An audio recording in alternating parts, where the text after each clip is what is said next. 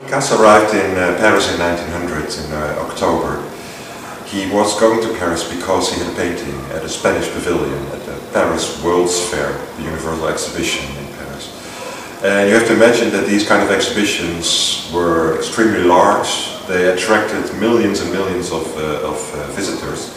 And Picasso was very proud because he had been chosen as one of the Spanish artists, I have to say of course Catalan artists, to expose at the pavilion. And he had one painting which was called The Last Moments, which he later overpainted.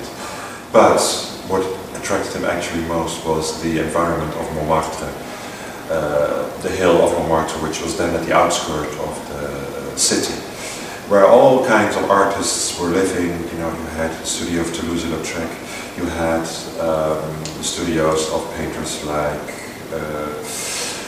just name them, you know, all the Impressionists were settling around the Boulevard de Clichy, on Montmartre, and it was a big stimulus, of course, for artists, writers, and also composers like Erik Satie. Picasso also followed that trend that he first, when he came, he wanted, you know, to depict what he saw before his eyes. He made a lot of sketches, and luckily here in the Picasso Museum you have these wonderful sketchbooks with these small, tiny drawings where he worked with pen and pencil and gouache and watercolor. And he gave some impressions of what was happening, you know, people sitting in a cafe with a glass of absinthe, or, you know, the dance performances in the famous cabarets, the cancan dancers.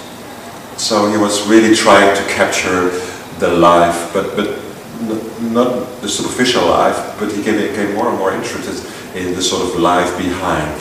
That's also when he, for example, was interested in the circus, later on, especially around 1904 and 1905, the so-called saltimbanques. It was not so much the glamour of the circus, it was not the, as I would say, the superficial side of the luxury of the entertainment.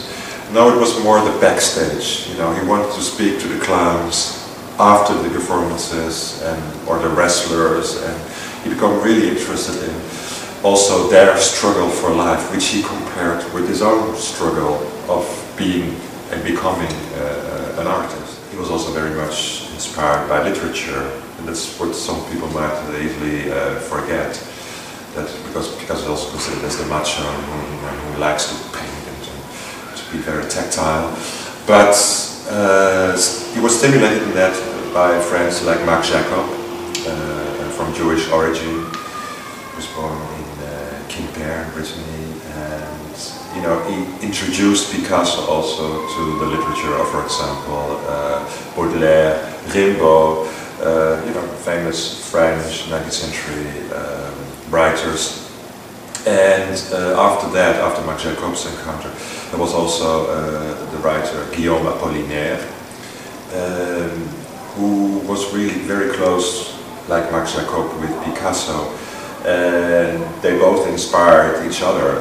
For example, Guillaume Apollinaire wrote poems based upon paintings by Picasso, and also Picasso, you know, was inspired by these themes to paint, especially around 1904 and 1905 with this saltimbanques period.